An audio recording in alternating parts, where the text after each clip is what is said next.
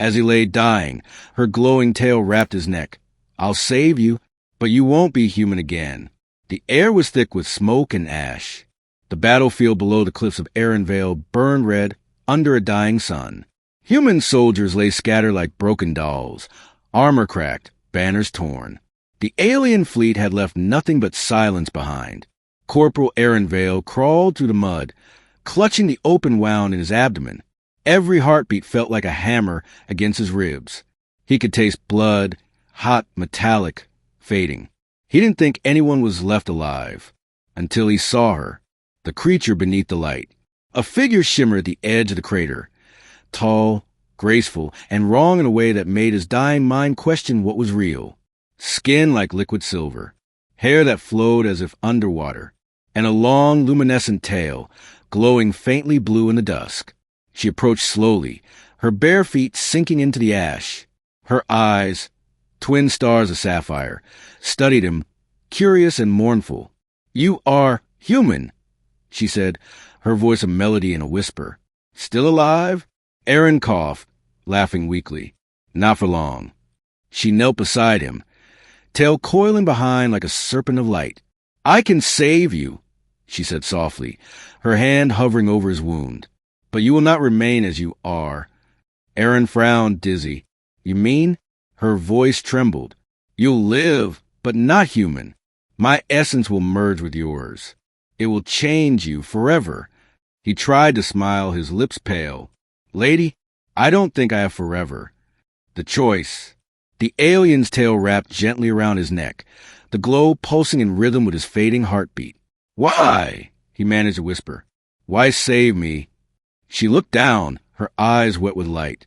"Because I've killed too many of your kind already." Her hand pressed to his chest. A warmth unlike anything human technology could create began to spread through him. Deep, electric, almost divine. Aaron gasped, his back arching as light poured into his veins. His body convulsed.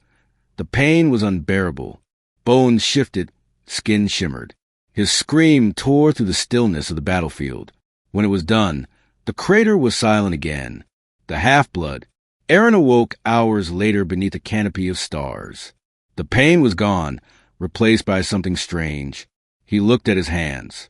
His skin glowed faintly under the night sky. His pulse, no longer steady. It throbbed with an alien rhythm. He saw her sitting nearby, watching.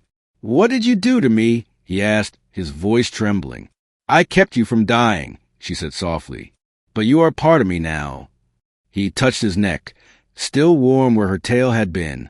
"Part of you," he repeated. "What does that mean?" Her tail uncurled, brushing the sand between them. "Your blood carries my energy. You will heal fast, see through darkness.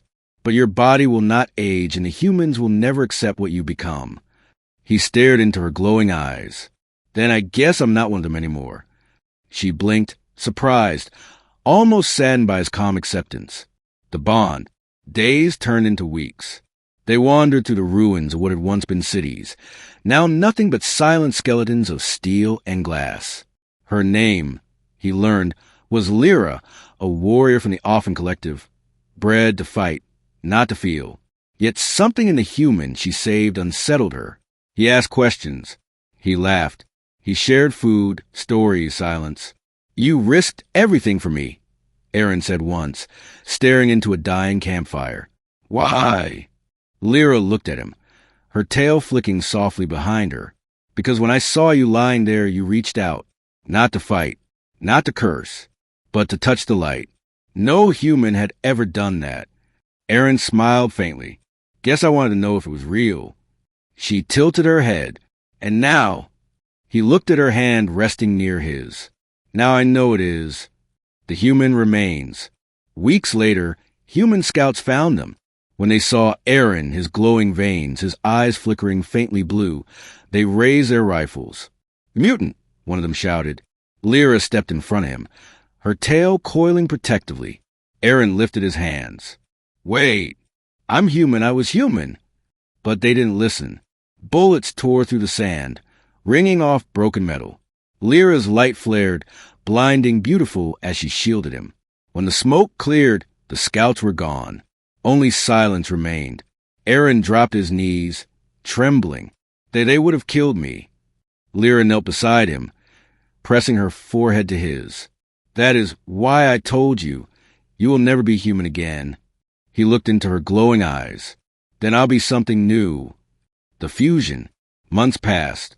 Their bond deepened, not through words, but through shared survival.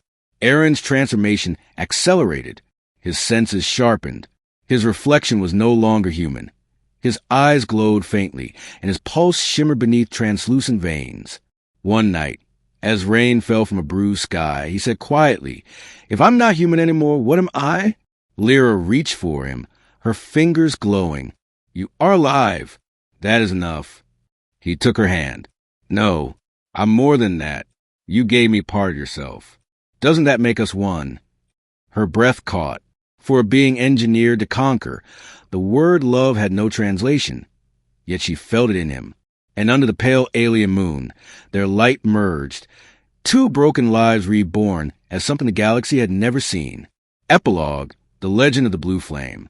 Generations later, among the ruins of Earth's frontier, survivors told the tale of a dying man and the alien who wrapped her glowing tail around his neck. They said he rose again, neither man nor monster, but protector, with eyes like the stars and a heart that beat in two rhythms. And when danger came, a blue flame would appear in the dark, whispering in two voices. We were human once. We were enemies, but love rewrote the code.